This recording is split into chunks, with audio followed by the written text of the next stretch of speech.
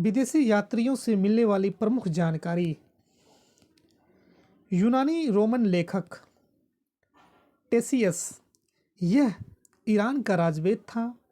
भारत के संबंध में इसका विवरण आश्चर्यजनक कहानियों से परिपूर्ण होने के कारण अविश्वसनीय है। हेरोडोटस, इसे इतिहास का पिता कहा जाता है।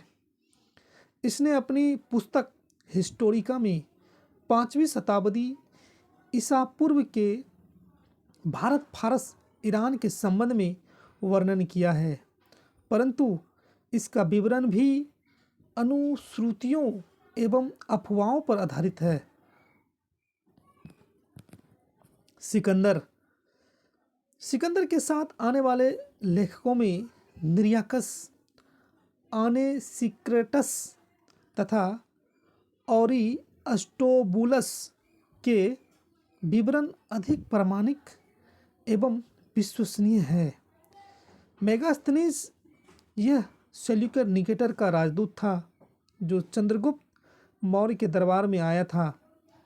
इसने अपनी पुस्तक इंडिका में मौर्य योगिन समाज एवं संस्कृति के विषय में लिखा है।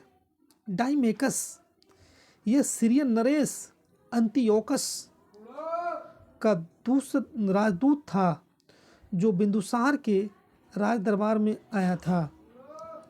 इसका विवरण भी मौर्य युग से संबंधित है।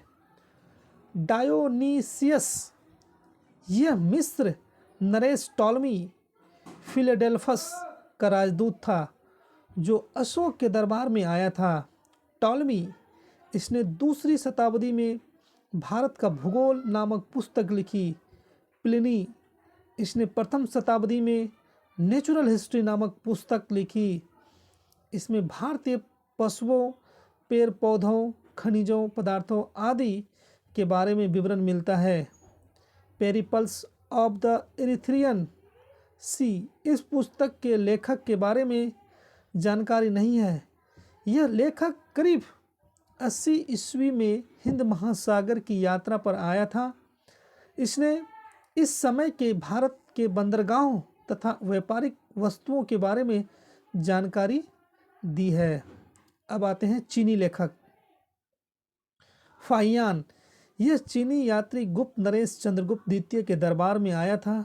इसने अपने विवरण में मध्य प्रदेश के समाज एवं संस्कृति के बारे में वर्णन किया है। इसने मध्य प्रदेश की जनता को सुखी एवं समृद्ध बताया है। यह 14 वर्षों तक भारत में रहा। संयुगन, यह 518 ईस्वी में भारत आया। इसने अपने 3 वर्षों की यात्रा में बौद्ध धर्म की प्राप्तियां एकत्रित की। हैनसोंग, यह हर्षवर्धन के शासनकाल में भारत आया था। हैनसोंग 629 ईस्वी में चीन में भारतवर्ष के लिए प्रस्थान किया और लगभग 1 वर्ष की यात्रा के बाद सर्वप्रथम वह भारतीय राज्य कपिसा पहुंचा। भारत में 15 वर्षों तक ठहरकर 645 ईस्वी में चीन लौट गया।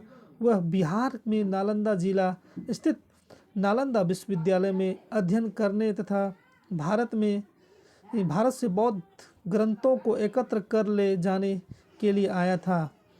इसका भ्रमण वृत्तांत CU की नाम से प्रसिद्ध है, जिसमें 138 देशों का विवरण मिलता है।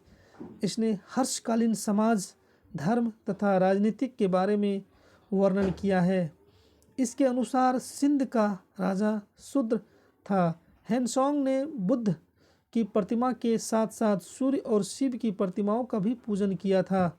ह्वेनसोंग के अध्ययन का समय नालंदा विश्वविद्यालय के कुलपति आचार्य शीलभद्र थे। यह विश्वविद्यालय बौद्ध दर्शन के लिए प्रसिद्ध था। इत्सिंग, यह 7वीं शताब्दी के अंत में भारत आया। इसने अपने विवरण में नालंदा विश्वविद्यालय, विक्रमशिला विश्वविद्यालय तथा अपने समय के भारत का वर्णन किया है। अब आते हैं अरबी लेखक अलब्रूनी, यह महमूद गजनवी के साथ भारत आया था। अलब्रूनी ख्वारिज्म या ख्वीव